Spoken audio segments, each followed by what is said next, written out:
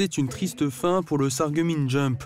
L'association équestre a été placée en liquidation judiciaire en début de semaine, signifiant la fin de son activité. Avec des difficultés financières grandissantes depuis 2020, il n'y avait plus d'issue possible pour que l'association continue d'exister. Pour sa présidente et son équipe, la nouvelle a été difficile à apprendre. Ça a été très compliqué pour toute l'équipe. Alors on le savait, je veux dire, moi je suis présidente, j'ai essayé vraiment en fait de trouver des solutions.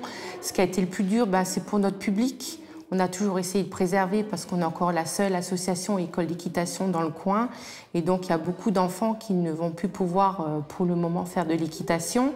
Puis après, nos monitrices et puis Michel, Musique, qui sont 3 salariés qui étaient impliqués, on a du vivant. Alors, quand on ferme la porte, ce n'est pas des raquettes de tennis ou des ballons de foot, c'est du vivant.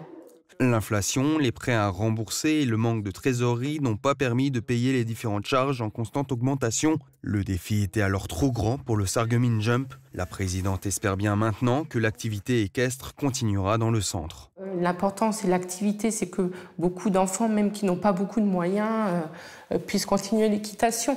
C'était notre objectif. Alors, on n'était pas rentable, malheureusement, mais on a fait en sorte que des enfants des quartiers populaires de la ville de Sarreguemines puissent venir, que des familles qui n'avaient pas beaucoup d'argent puissent offrir du poney.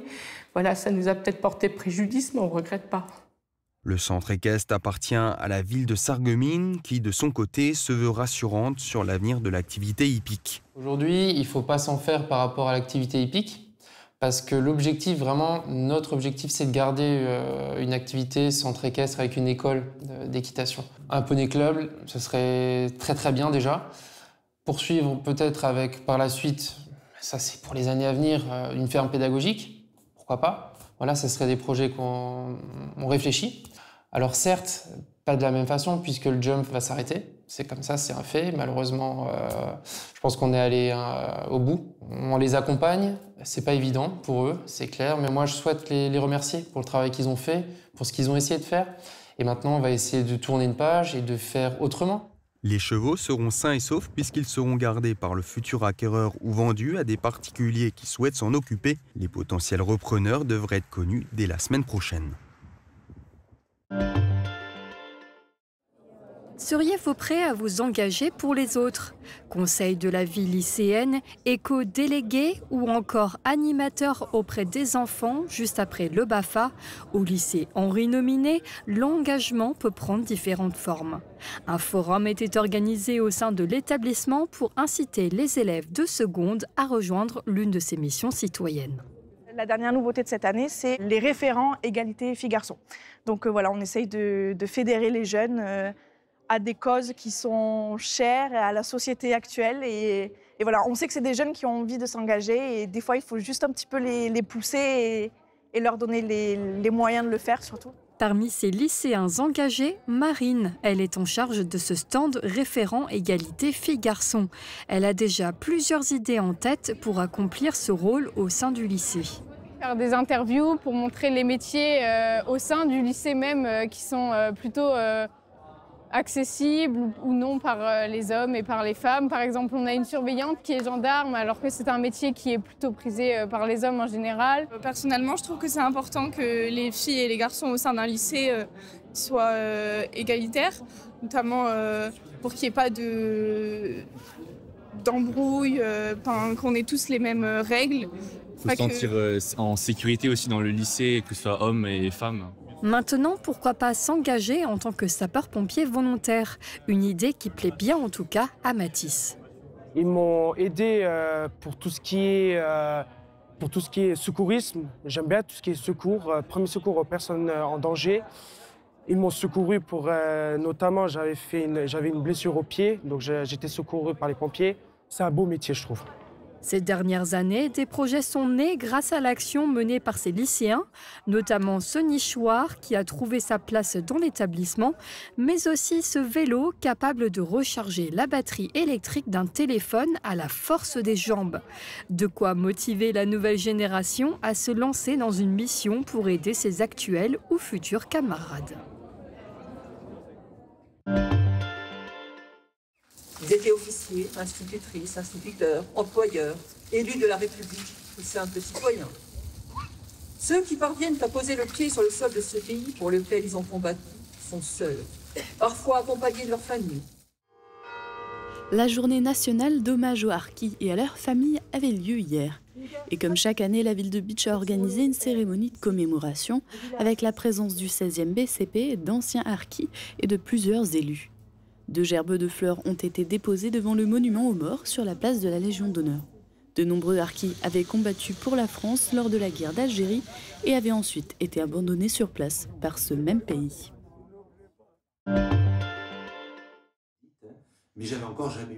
Le festival Mireille de Plate se poursuit à Sarreguemines. Mercredi, à la médiathèque communautaire, se tenait une conférence autour du thème « Combattre la glottophobie ». C'est-à-dire le fait de mépriser les gens ou de les discriminer en raison de la langue que les gens parlent, quand c'est une langue qui est socialement dévalorisée, comme souvent le sont les langues régionales ou certaines langues de l'immigration, ou que ce soit une façon de parler le français, souvent à cause d'une prononciation locale ou d'une façon familière de parler la langue. La Lorraine, de ce point de vue, est tout à fait comparable avec la Bretagne, avec une zone non romane, une zone romane, etc. Un fort sentiment de dévalorisation linguistique et sociale. Et du coup, c'est très enrichissant, très instructif pour moi aussi de venir rencontrer les gens, écouter ce qu'ils ont à me dire, à me raconter. J'ai reçu de nombreux témoignages qui m'ont même permis, avec une collègue, de publier un recueil de témoignages qui s'appelle « Je n'ai plus osé ouvrir la bouche ». Et donc, oui, il y a beaucoup de retours très positifs. C'est très rare qu'il y ait des retours négatifs. La plupart du temps, les gens me disent « Mais oui, je vois bien de quoi vous parlez, ça m'est arrivé » ou « C'est arrivé à quelqu'un que je connais, dans ma famille, à mes collègues ou à mes amis ». Et regarde Sandrine, j'ai compris tous les ballons pour les 20 ans de Mosaïque. Ah, trop cool. Bah, moi, je viens de finir juste d'emballer les cadeaux. J'attaque le gâteau et après, je pense qu'on sera prêt. Bah, écoute, je pense qu'on aura tout pour célébrer, hein. Ouais, mais je sais pas, je trouve qu'il me manque quelque chose, non? J'ai l'impression que c'est pas assez, c'est quand même un gros événement, les 20 ans. Et si on faisait un jeu télé? Trop bonne idée! Et d'ailleurs, on a besoin de vous pour participer à cette édition exceptionnelle du quiz de chez nous spécial 20 ans de Mosaïque. Alors envoyez-nous dès maintenant votre candidature avec une petite vidéo pour vous présenter et nous dire pourquoi vous feriez le meilleur candidat pour ce jeu télé. Et cette année, on voit les choses en grand, on recherche 4 candidats car il y aura 2 manches qualificatives et une finale. Alors on vous attend pour célébrer dignement les 20 ans de votre chaîne de télé.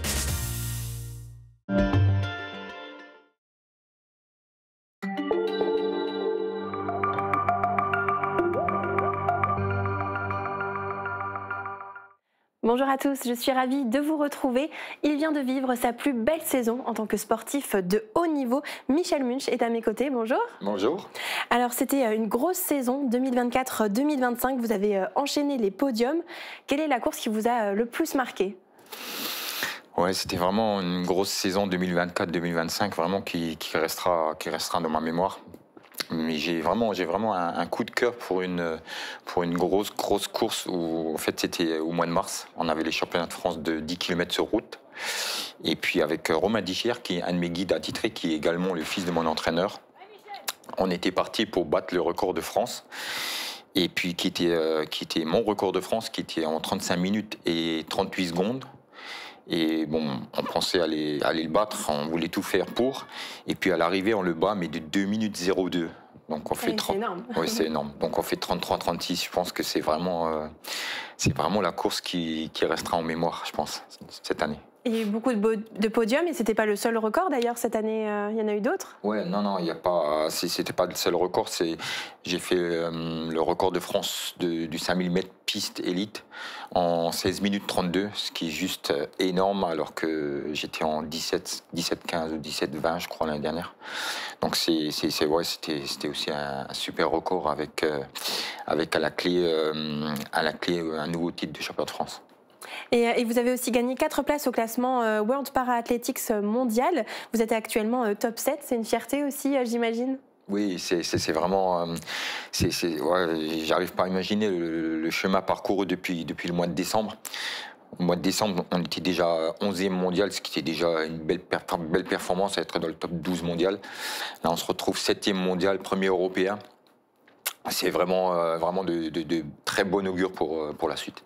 Alors c'était une saison qui a été marquée aussi par des défis. Je pense notamment au championnat de France à Belfort en juillet. Vous étiez accompagné d'un nouveau guide et en plus vous aviez dû courir 2 fois 5000 mètres. Qu'est-ce qui s'était passé? Ah oui, alors pour la petite anecdote, en fait on avait couru notre 5000 et notre 5000 mètres était prévu le samedi à 16h. Donc on court le 5000, on finit la course et tout. Bon, moi j'étais devant, donc je gagne la course. Mais par contre, les juges arbitres, ils ont eu un souci avec les participants de derrière. Soi-disant, je sais pas, ils ont fait un tour en moins, il y en a qui ont fait un tour de trop. Donc ils nous ont dit, la course est annulée.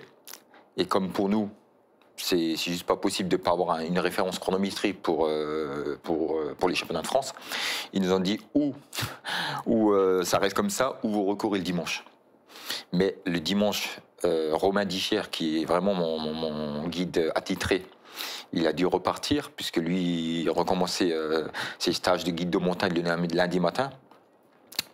C'était à Belfort et lui devait être sur Chambéry, donc c'est pas la porte à côté. Donc j'avais la chance que David, son frère, qui a 17 ans, nous avait accompagnés. Parce que je voulais faire en fait les 2 guides. Je voulais faire aux 2 km 8 changer et prendre David pour les derniers kilomètres sur le samedi. C'est ce qu'on a fait d'ailleurs. Et puis heureusement que David a pu rester. Donc j'ai couru avec David, couru dans le noir avec David. David qui n'avait jamais fait de 5000 de sa vie puisqu'il a 17 ans, il est très jeune. Il est encore junior. Il n'avait jamais guidé, il n'avait jamais rien fait, donc c'était vraiment très compliqué. Bon après, on est allé, ça s'est très très bien fini puisque on est allé quand même chercher ce titre de champion de France qu'on a conservé et que j'avais déjà gagné l'année dernière. Et on évoquait justement Romain Dicher, votre acolyte. De son côté, il y a un nouveau défi sportif qui l'attend en individuel ce week-end. Il a été sélectionné pour les championnats du monde de course de montagne et il nous a adressé un petit message. On l'écoute. Salut Mosaïque TV, moi c'est Romain Dicher. Je vais participer au championnat du monde de course de montagne à Canfranc dans les Pyrénées espagnoles ce dimanche, donc ce dimanche 28 septembre.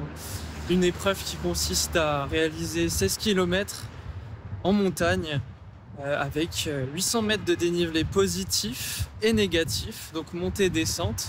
Un format très rapide avec évidemment les meilleurs du monde, les meilleures nations, et je représenterai mon pays fièrement lors de cette compétition. Alors c'est pour moi les premiers championnats du monde, mes premiers championnats du monde dans cette discipline qui est la course de montagne. Vous avez plutôt l'habitude de me voir en compagnie de Michel Munch, pour qui je suis guide sur les compétitions d'athlétisme handisport et avec lequel on a pu aller chercher beaucoup de records de France cette année. Cette fois-ci, je vais courir de manière individuelle, mais pas tout à fait non plus, puisqu'il y a un enjeu de classement par équipe durant cette compétition. Avec mes coéquipiers français, nous tenterons d'aller chercher une belle place par équipe. Je vais donner le meilleur de moi-même durant cette compétition pour tenter de ramener peut-être une belle médaille à la maison. En attendant, ça va être une magnifique expérience, j'ai hâte d'y être. Alors j'imagine que vous allez l'encourager aussi? Ah oui, on va l'encourager même de loin, parce que c'est en Espagne. Mais je suis vraiment très très fier et très heureux pour lui, parce que franchement, c'est un jeune qui a beaucoup de talent et qui travaille beaucoup pour être là où il en est aujourd'hui. Donc avec toute notre team, parce qu'on a vraiment réussi à construire une team, que ce soit mon entraîneur qui est son père, que ce soit David, son frère, et 2-3 jeunes avec qui on s'entraîne encore ensemble. On va vraiment l'encourager pour qu'il puisse ramener la plus belle des places. Et pour vous, il y a de prochaines échéances qui arrivent. Vous êtes en pleine préparation pour les championnats de France élite sur route de 5 km le 4 octobre, c'est ça? Oui, alors la toute prochaine compétition, ce ne sera pas le week-end qui arrive, ce sera le week-end prochain. Le samedi matin, je fais les championnats de France de 5 km sur route. Ce ne sera pas avec Romain, puisque Romain, on va le laisser un peu au repos, puisqu'il reviendra des championnats du monde. Oui. Donc je courrai avec mon deuxième guide attitré, qui est aussi un jeune de très très bon niveau, qui est plus axé sur la route et la piste, qui s'appelle Clément Bruchon, qui habite à Paris. Donc avec lui, je vais courir les championnats de France de 5 km sur route élite à 11 h le samedi. Et puis j'ai la chance et l'honneur d'avoir été sélectionné pour représenter l'équipe du Grand Est.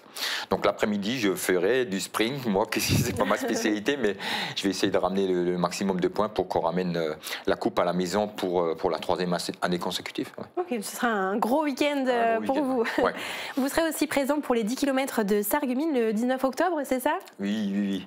C'est important justement de participer à ces événements locaux? Oui, alors en étant vraiment un athlète local, où c'est vraiment, les 10 km de Sarreguemines, c'est assez particulier toujours pour nous, parce qu'en fait on est à la maison, on est devant notre public, devant nos partenaires, devant nos sponsors, et vraiment c'est juste incroyable. Je me rappelle de l'ambiance qu'il y avait l'année dernière, c'est tous les 10 mètres, les gens qui vous encouragent, allez Michel, c'est juste incroyable.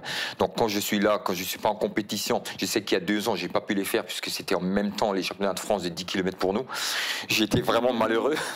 J'étais malheureux parce que franchement, c'est vraiment que du bonheur de courir à la maison et d'être supporté par tous ceux qui nous connaissent. Et il y a ensuite une plus grande distance qui vous attend avec les championnats de France élite de semi-marathon à La Rochelle. Vous allez aussi tenter de battre le record? Oui, alors ce sera le week-end du 29 et 30 novembre. C'est un semi-marathon, c'est le semi-marathon de La Rochelle qui est assez plat, qui est pas comme le semi-marathon de Paris que j'avais déjà gagné, où j'avais battu mon record de France en une case qui était pas plat, où à la fin il y avait encore des montées. Là, La Rochelle, c'est assez plat. Et on va essayer de battre le record de France et en même temps, ce serait le record d'Europe. Donc on va vraiment essayer d'aller chercher un gros chrono, et là ce sera avec mes 2 guides, puisqu'on fera un changement au kilomètre 10 ou 11, où je pense que ce sera Romain qui prendra les premiers kilomètres et Clément les derniers. Donc ce sera vraiment un super week-end. C'est sûr un bonheur d'être avec tous les 2 ensemble, tous les 3 ensemble. Et l'année prochaine, il y a les championnats d'Europe aussi qui arrivent, donc la préparation va démarrer bientôt, j'imagine? Oui, la préparation, je pense qu'après les championnats de France de semi-marathon, justement, comme je disais, on va essayer d'aller chercher un gros chrono et puis le record d'Europe. On va commencer tout de suite cette fameuse grosse préparation pour les championnats d'Europe qui seront normalement au mois de juin. Et je suis vraiment très content d'avoir l'année prochaine les championnats d'Europe, puisqu'on ne les a pas eus depuis un moment, à cause du Covid, à cause des Jeux de Paris. Et, bon, ils ont été décalés. Et comme ça fait 3 ans qu'on a la meilleure performance européenne, j'espère que ça va durer. Donc ce sera vraiment une compétition qui sera vraiment très intéressante. Et donc pour chacune de ces courses, vous devez donc être accompagné par un guide, notamment Romain Discher, mais vous avez aussi d'autres guides, parce que quand vous courez, vous avez les lunettes plus des patchs. Ouais. Alors du coup, comment vous vous préparez justement à chaque fois avec vos guides?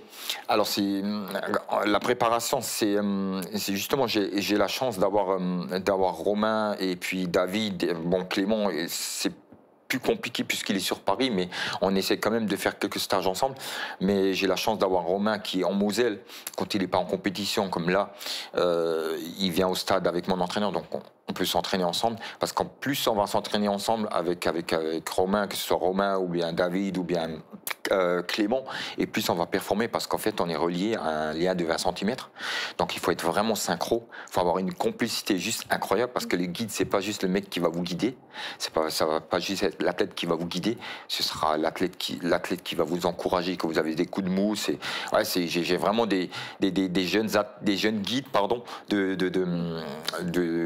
vraiment adorables et de très bon niveau, parce qu'ils sont plus forts que moi, parce qu'il faut qu'ils puissent parler et me donner toutes les indications. Et donc vous êtes aussi toujours licencié à l'ASA, à Sarreguemines. Oui. Quel est votre rythme d'entraînement? Alors je m'entraîne tous les jours, pratiquement tous les jours, et au stade on essaye régulièrement d'aller 2 voire 3 séances par semaine. On essaye vraiment de se rencontrer le maximum possible. C'est comme je disais avant, plus on va faire 2 séances ensemble et plus on va performer. Et on a pu s'entraîner beaucoup plus l'année dernière ensemble et faire des stages ensemble. Et puis c'est pour ça que cette année ça a donné les résultats et ça a vraiment payé. Et quel message vous voulez transmettre à travers tous ces moments sportifs, que ce soit à d'autres athlètes ou à d'autres personnes atteintes de handicap? Alors, moi c'est toujours ce message que je veux transmettre. Moi, j'ai eu vraiment un grave accident, je reviens vraiment très loin. Je ne pensais pas en arriver là aujourd'hui. Pour moi, juste refaire une activité sportive tout simple, tout ludique, c'était déjà une grosse victoire. Donc je veux toujours laisser ce message qu'il faut toujours croire en ses rêves, il faut jamais rien lâcher, se battre. Faut vraiment croire que malgré les difficultés des fois dans la vie, je sais que c'est pas facile pour tout le monde, mais on arrive toujours à rebondir et j'en suis la preuve aujourd'hui. Et prendre un maximum de plaisir.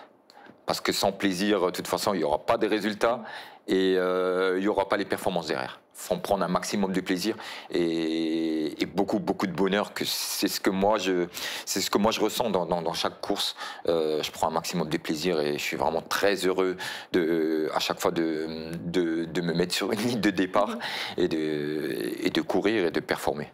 C'est un très beau message. En tout cas, merci beaucoup, Michel, d'avoir été mon invité aujourd'hui. Bonne chance pour vos prochains rendez-vous sportifs. On suivra évidemment vos prochains résultats. Merci beaucoup. Et très bonne journée à vous. La rénovation de vos façades avec Modern Habitat allie esthétique et une résistance garantie à toutes les intempéries. Radio Studio 1, 105.8. Toute l'énergie du 80 pop rock, toute l'info locale et encore plus. À Beach, à Sarreguemines et partout où vous êtes. Radio Studio 1. Super U Rohrbach vous accompagne au quotidien et par tous les temps. Un déménagement en vue, louez nos véhicules jusqu'à 20 mètres cubes. Et pour un coup d'éclat sans orage, direction la station de lavage. La météo avec U, commerçant autrement. Bonjour tout le monde, c'est la patate qui était à l'honneur dans ma question d'hier et vous avez été nombreux à l'avoir deviné. Et pour la question du jour, on reste dans le domaine culinaire. Qu'est-ce que les dump noodles? Est-ce que ce sont des nouilles sautées, des petits pains cuits à la vapeur ou des beignets? À vos commentaires sur notre page Facebook. Et côté météo, on retrouvera un ciel couvert demain accompagné d'une petite bruine qui se fera plus discrète au fil des heures.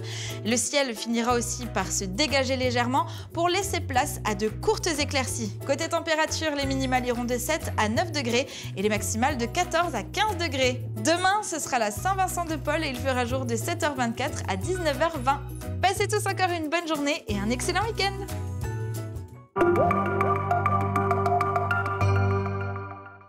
Vous regardez Mosaïque Cristal, vous avez l'habitude de voir le plateau à la télé. Venez découvrir l'envers du décor et rencontrer l'équipe de Mosaïque Cristal. Vous pourrez vous glisser dans la peau d'un journaliste, interviewer un invité ou être interviewé. Vous découvrirez aussi les coulisses de la réalisation d'un reportage.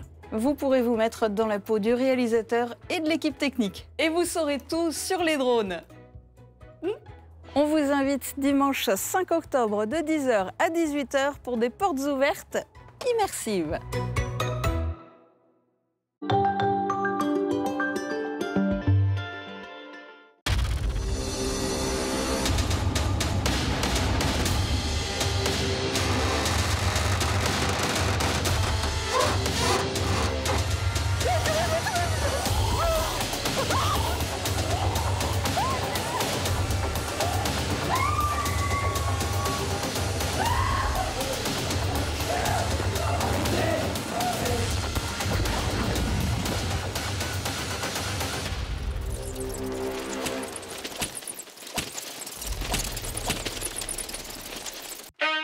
Pourquoi avoir choisi le nom La Passion de l'audition? À La Passion de l'audition, nous sommes passionnés par notre métier, mais pas que. Nous intervenons aussi bénévolement pour des missions nationales et internationales. Et en plus, nous sommes membres actifs de l'association Audition Solidarité depuis plus de 15 ans.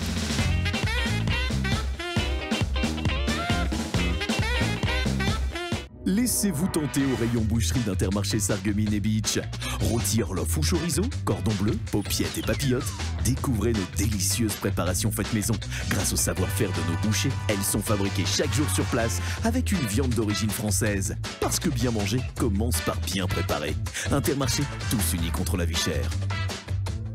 Le CFA BTP Moselle est à Sarreguemines, avec 7 formations accessibles en apprentissage et en formation continue dans les domaines métier du plâtre et de l'isolation, carreleur et mosaïste, peintre applicateur de revêtement, génie climatique, maçonnerie et maintenance des bâtiments. Inscription ouverte toute l'année par téléphone au 03 87 63 71 08.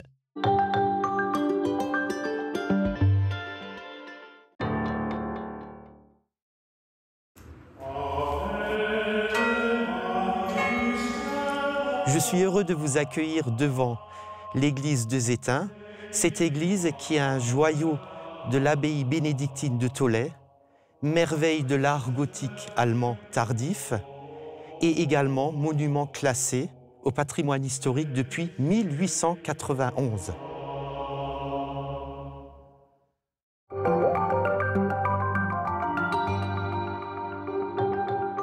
Transfert de patients en urgence, centre de test Covid. Il y a 5 ans, la France et l'Allemagne s'unissaient pour affronter une crise sans précédent, le Covid.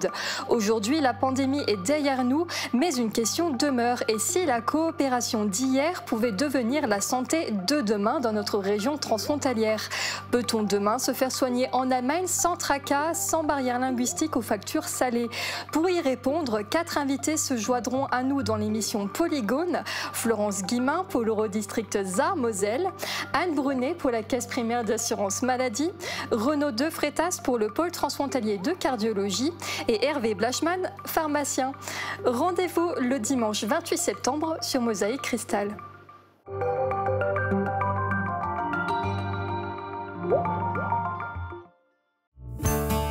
Cette semaine, dans Au plat, on prend un grand bol d'air frais du côté de Zétain. Balade en pleine nature, découverte des plantes sauvages comestibles et médicinales, secrets de tisane, cuisine et même cosmétiques naturels. Je pars à la rencontre de Marie-Claire Leborgne, naturopathe passionnée. Nous sillonnerons également le territoire à la recherche de ceux et celles qui font vivre notre beau territoire. Une émission à ne pas manquer ce jeudi sur Mosaïque Cristal.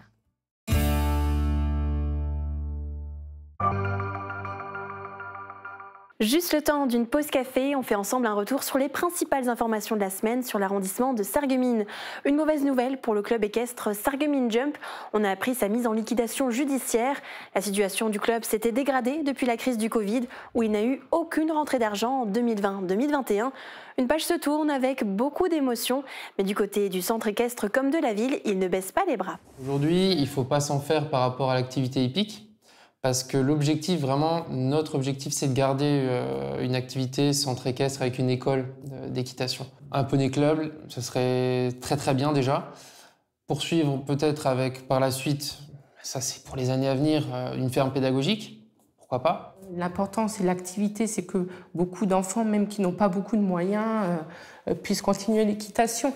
C'était notre objectif. Alors, on n'était pas rentable, malheureusement, mais on a fait en sorte que des enfants des quartiers populaires de la ville de Sarreguemines puissent venir, que des familles qui n'avaient pas beaucoup d'argent puissent offrir du poney. Voilà, ça nous a peut-être porté préjudice, mais on ne regrette pas. Les 24 chevaux devraient prochainement être accueillis dans des familles ou d'autres centres. On vous tiendra informé de la suite si une nouvelle activité hippique voit le jour dans le centre équestre situé rue de Deux-Ponts. Retour sur l'affaire du meurtre de Beach Camp. En juin 2022, l'ancien caporal-chef Tristan Spronk a abattu la première classe Sullivan Flora de 2 balles dans la tête. Une histoire tragique. Le procès s'est déroulé il y a quelques jours à la cour d'assises de Metz. Durant son procès, Tristan Spronk n'a fait part d'aucun regret et a demandé lui-même à être condamné à une peine de réclusion à perpétuité. Il a été condamné à 30 ans de prison, dont une peine incompressible de 20 ans. Une nouvelle plus réjouissante maintenant, de nouveaux designers s'installent pour 10 mois dans le pays de Bitche. Souvenez-vous, il y a tout juste 1 an, la ministre de la Culture, Rachida Dati, était de passage au Moulin d'Eschviller pour le lancement de l'école de terrain Design des mondes forestiers. Eh bien, une seconde promotion vient d'arriver. Cette année, 3 designers, 2 architectes et une ébéniste de l'École nationale supérieure des arts décoratifs vont aller au contact de la population, des acteurs du territoire pour proposer des projets concrets. On a pu voir surtout la forêt changer au fur et à mesure. Du coup, on a été assez... personne d'entre nous n'est originaire d'ici. On avait mis en fait les pieds dans les Vosges du Nord. On connaissait pour certains un peu l'Alsace. Et on a été hyper surpris de la diversité forestière, des personnes qu'on a rencontrées. Leur travail va démarrer par une phase d'étude et une restitution de leur premier jour dans le pays de Bitche. Et la petite info en plus avant de nous quitter, ne manquez pas la tournée de Ferme en Ferme organisée ce dimanche 28 septembre par la même. Cette exploitation vous accueille de 10h à 18h pour découvrir des fermes, rencontrer des producteurs, vous restaurer sur place. Vous pourrez vous rendre au Ranch des Bisons à Petit-Réderchin, à la ferme du Kleinwald à Breidenbach, à la ferme Colline des Pies à Nousvillers-Saint-Nabord, à la ferme Langue d'Ormersvillers, au potager du Beecherland à Schweyen, aux cueillettes du Honigberd à Binin ou à l'horticulture Litzenburger à Bliesbruck. Mosaïque Cristal sera sur place pour réaliser un reportage. On reviendra sur cet événement dès ce week-end. Passez une belle journée et à bientôt dans l'Info Expresso.